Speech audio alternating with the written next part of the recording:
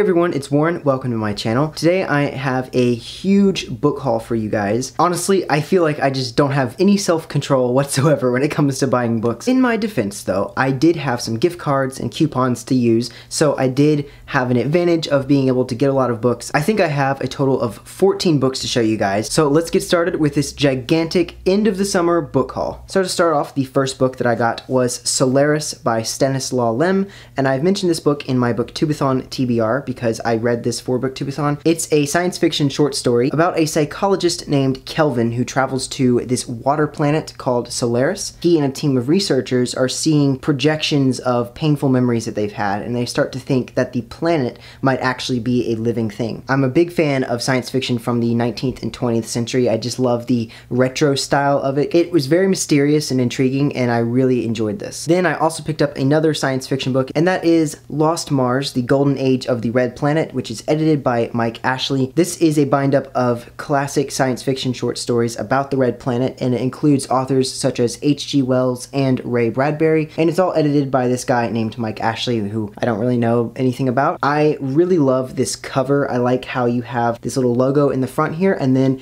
there is the orbital map of Mars around the edges here. I think that is really cool. It's a nice little nod to the science element. So those are the books that I got from Book Depository. Now on to the Barnes & Noble haul. The first two books that I got from Barnes & Noble are some of their beautiful leather-bound classics, because you guys know that I'm obsessed with those. I already have like 8, so I decided, why stop there? I'm just going to get more. So the first one is Norse Mythology, and I think this is authored by someone named Helen Gruber, and this book is so beautiful. Just take a moment to marvel in how beautiful this design is. I love the cover with the gold. It has gold pages, and the spine is also very pretty. I love the Volknot symbol there, and then the back. This is the back as well. It's very, very beautiful. It's a lovely edition, and I'm really glad to add this to my library and have it on my shelf with the rest of my mythology books. It also has some very nice end pages as well. This one is a depiction of Ragnarok, and then the same on the back here. And the next leather-bound edition I got is Irish Fairy and Folktales. I just recently found out that I am part Irish, but I've also known that I am part Celtic, so I'm really interested in exploring some of the Celtic mythology because I know so much about the Norse and Germanic mythology, but I haven't really explored much about Celtic myths, so I'm hoping that this book will be very insightful. The cover is also very beautiful. I love the green and silver, and its end pages are very, very pretty.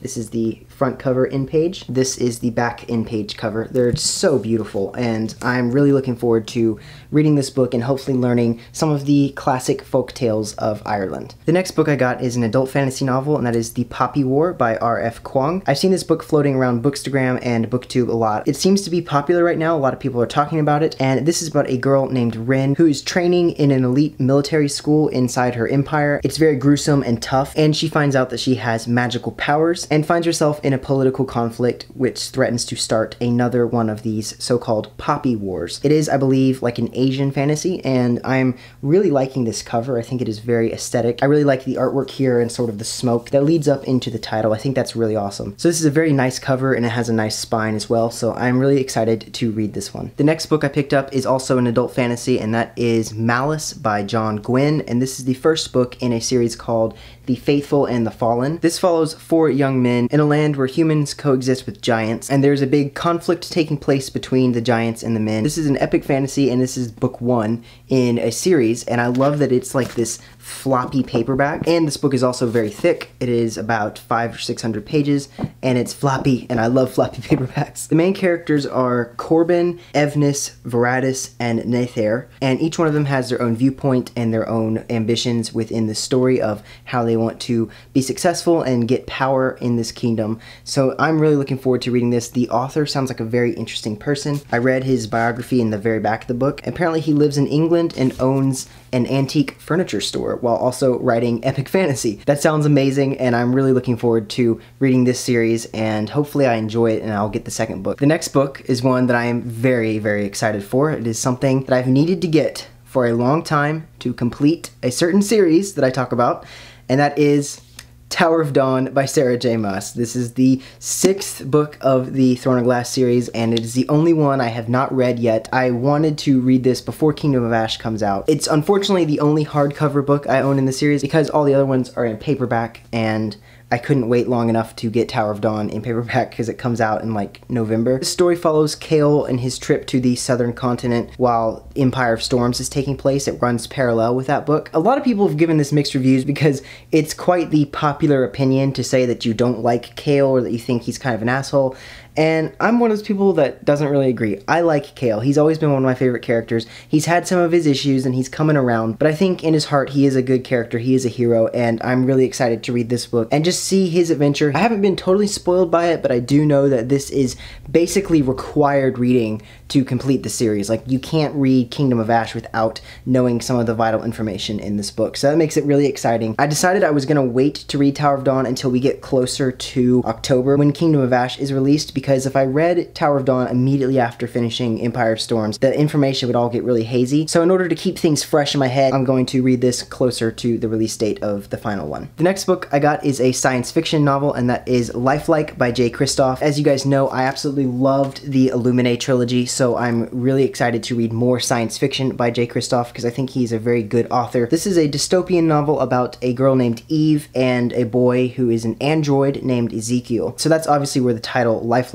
comes in, because the boy Ezekiel is not really a full human. He's like half human and half robot. So this story is about the two of them and their adventure through this like post-apocalyptic dystopian junk world. So I'm really looking forward to reading this and giving Jay Kristoff another go, because I really enjoyed the Illuminae files and I want to read the Nevernight series and this book as well. The next one is another sci-fi book, and that is A Big Ship at the Edge of the Universe by Alex White. I also, again, absolutely love this cover. It is so cool that it has like this smoky background with some stars in it to make it kind of look like it's revealing the universe, and the spine is also very pretty as well. The back of this book says, a washed up treasure hunter, a hotshot racer, and a deadly secret society. I believe this is an adult sci-fi, and this is about a group of people who are treasure hunters who travel across the universe searching for a legendary spaceship that's rumored to be the biggest warship of all time, and it's most likely at the edge of the universe. This book sounds right up my alley for sci-fi, and I cannot wait to read this. This is the first book in a series called The Salvagers, so I hope I like this series a lot. And the last book that I got from Barnes & Noble is another YA fantasy, and that is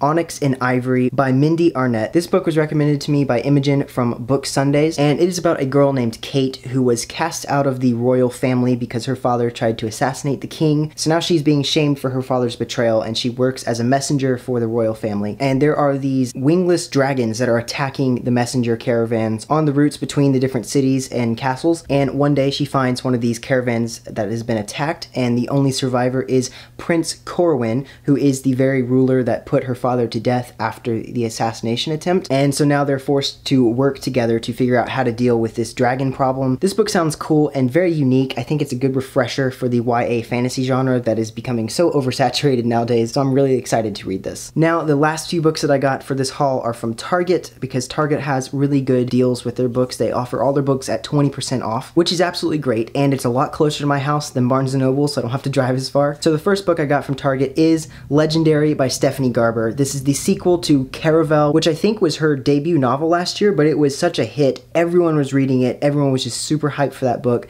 and I enjoyed it. I read it last year and thought it was really good, so I'm really excited to pick up the sequel, Legendary, and this book sounds even better than Caravel. This series is about two sisters named Scarlett and Donatella, and... Oops.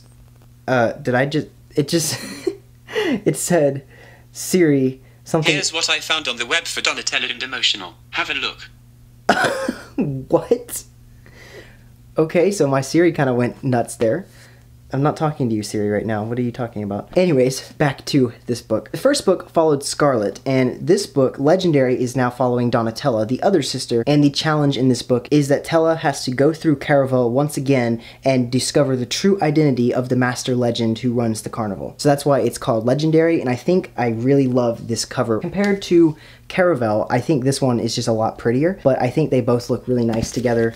And I'm just really glad to continue on with this series because I think this was a really good series. The next book I picked up was Heartless by Marissa Meyer, and this is her retelling of The Queen of Hearts from Alice in Wonderland. This is the same author who wrote the Lunar Chronicles, which I just recently unhauled, but that's because I wasn't really in the mood for a dystopian retelling anymore. However, this is a fantasy retelling of the legendary Queen of Hearts, who apparently her name was Catherine, who is expected to marry the King of Wonderland. So it sounds like a very interesting interesting retelling of the Queen of Hearts, and I'm really excited to read this. Hopefully this gives me a better taste for Marissa Meyer's books, because I didn't really enjoy the Lunar Chronicles that much, so I hope I will enjoy this one more. And in all of my guilt for feeling that I've spent way too much money buying all these books, I decided to pick myself up a little self-help book called Adulting, and this is How to Become a Grown-Up in 535 Easiest Steps. I think it was written by a comedian, I'm not sure, but I'm just gonna give it a read and to see if it's helpful at all, because quite honestly, I'm struggling with being an adult. It's hard. I'm starting my 20s and I just don't really know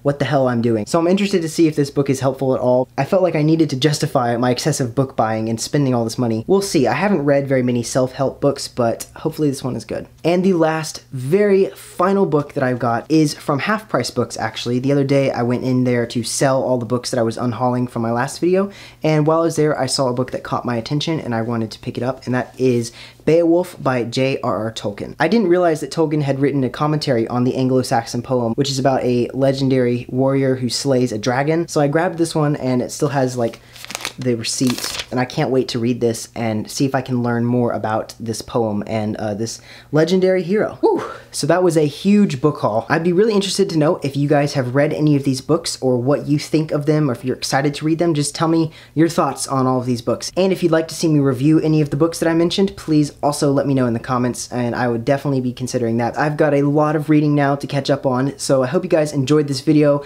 Please leave a like if you did, and subscribe if you're new here and you want to see more of my videos. As always, social media links are in the description below, and thank you guys for watching, and I'll see you in my next video. Bye!